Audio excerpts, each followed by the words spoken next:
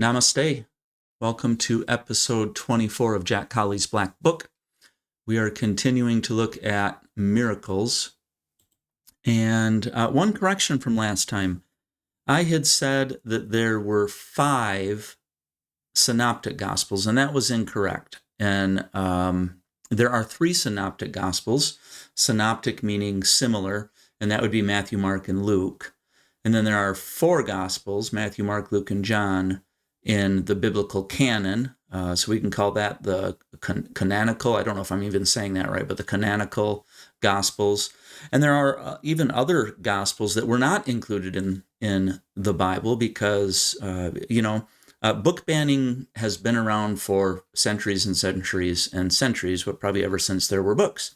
Book banning has been around. So for whatever reason, you'd have to talk to somebody who knows church history to figure this out exactly. But for whatever reason, the Bible was 71 books for the Catholic Church. And then again, probably a very small group of individuals, that's usually how it happens, said, hey, let's get rid of these 5 and just stick with 66. Or I don't know, maybe there were 66 and somebody said, no, wait, let's include 5.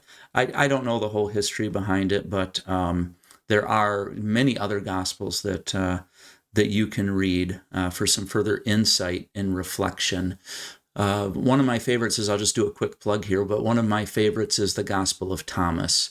It's about 150 sayings that are attributed to Jesus, and some of them are just really,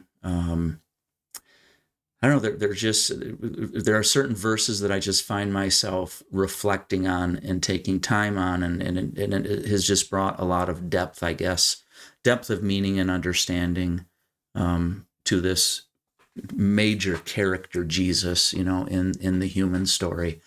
So I would encourage you to search around and read some of those. One of my favorite Gospel of Thomas verses is basically, if you lift up a rock, you're going to find the Christ. So, the idea of that, I think it's also in Luke, where it says in Luke, it's like if people stop telling truth, or if people stop proclaiming peace, that you can look at a rock and that is going to proclaim it for you. So just some really interesting pictures, I guess, that get created in your mind with some of these things that some of our great teachers have stated. So back to why I gave Jesus a C+ on his first miracle. And the point that I made in the last episode was that there seems to be more value, or it's more impressive, when there is great distance between whoever initiates something and the final product. So the idea being that if Jesus is God and has all of these powers and can do anything and is everywhere, is all powerful, if Jesus is God incarnate, then as a teacher, I'm going to look at that and I'm going to say, okay, that's really not too impressive, because I would expect God to do what God did in this particular story. It would be expected. It wouldn't necessarily be that impressive. On the other hand, what if there were a greater distance between what actually initiated this, what we term miracle, versus the final product? And so this is what I have in the Black Book, because I'm thinking to myself, now again, having the science mind, it has never been my experience that somebody can take something and just magically double it or triple it or quadruple it. It's just not been my experience. And I don't think it's been anybody's experience that you can just magically double something, let alone take, a couple of loaves of bread and a couple of fishes and multiply it to the extent that you're feeding 5,000 people. I mean, to some extent, we have to think, okay, that's a little bit crazy, but the story sticks around, and so we got to focus on it and meditate, because there's probably more to be said about this story. So this is where we're at right now. So I'm going to give you a couple of ideas, at least, that I've been working on.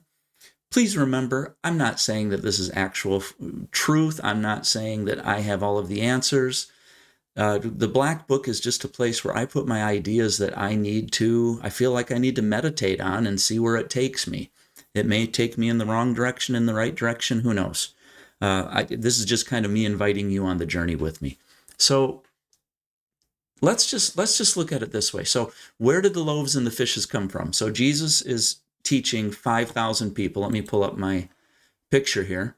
In fact, I'm going to make it a little bit bigger here. So Jesus is on the hillside teaching 5,000 people. And if you look at the story, somehow all the people were, I don't know if they were grumbling, complaining, I don't know, but somehow it came known that these individuals were hungry. And you have 5,000 individuals. And next to Jesus, or perhaps one of his disciples, you'll have to read the account for yourself, but we see that the loaves and the fishes came from a young boy, from a little boy. And so here's what I want to suggest to you first. I want to suggest that if you have a little bit more of a scientific mind and you just can't believe that a couple loaves and fishes are going to feed 5,000 people, then let me suggest this. Let me suggest that in this oppressive time, so the psychology of food, once again, this oppressive time when people had soldiers, they were under oppression, they may not have known where their next meals are going to come from. And so you can imagine that people are going to hoard food, which we know happens in situations like this in oppressed cultures, oppressed societies. So people are hiding food because they want to make sure that they can eat and they want to make sure that their families can eat. And when you are experiencing oppression and then you're experiencing food scarcity, you're going to keep the food for yourself. I would do it, you would do it. It's what you would do. Now, I want to propose that when the 5,000 were hungry, that the little boy took out his loaves and fishes, gave it to Jesus. Jesus broke the bread, gave thanks for it, and passed it to his right and left. And what I'd like to propose is that maybe the people on the right and left noticed that the fishes and the loaves came from the little boy. And then maybe they took the food that they were likely hoarding and put it in the basket. So they ate until they were full, and they put the extra food in the basket along with what they were hoarding. And let's just say that there was this ripple of goodness that started from this little boy very innocently just sharing his loaves and fishes with Jesus, not even questioning, how are you going to feed 5,000 people with this, Jesus? Not even questioning that perhaps, but just kind of in a very innocent way saying, here's the loaves and the fishes that I have. And from that comes this rippling effect of people coming to this idea in their oppressed state with their oppressors maybe looking on, I'm not sure, but they've been oppressed, they've been abused, they've been beaten down, and suddenly this wave among 5,000 people of, oh, I have this food. Wow, my neighbor next to me isn't hoarding. Well, I'm going to eat my fill, and I am going to trust that I'll have enough. And then in the end, there's even baskets of food left over. So my suggestion tonight is very simple. Which is greater? Which do you think, and this is what I chew on. I mean, I have the answer in my head, my answer in my head, but what do I think is more impressive? Do I think it's more impressive that Jesus, if Jesus is God and Jesus has the power and the ability to do everything that, your traditional Christians say that he can do, is that really impressive that he was able to feed 5,000? I would probably argue, no, that's really not that impressive. On the other hand, you take 5,000 people in an oppressed society where their women are being beaten, where their men are being scared and threatened to the extent that they are unable to walk. So you can kind of see where I might be going with some other paths here.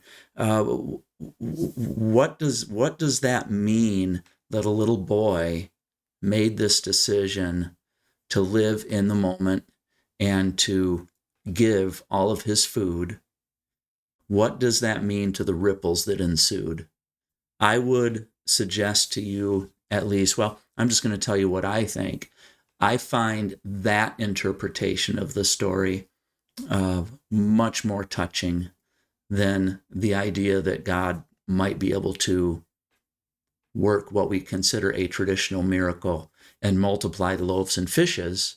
I'm going to leave this particular episode and just say maybe the miracle was that it was a little boy that just had a good heart despite all of the oppression and violence around him. Maybe it was the little boy who made that decision. Maybe that was the miracle. All right. Namaste, my friends.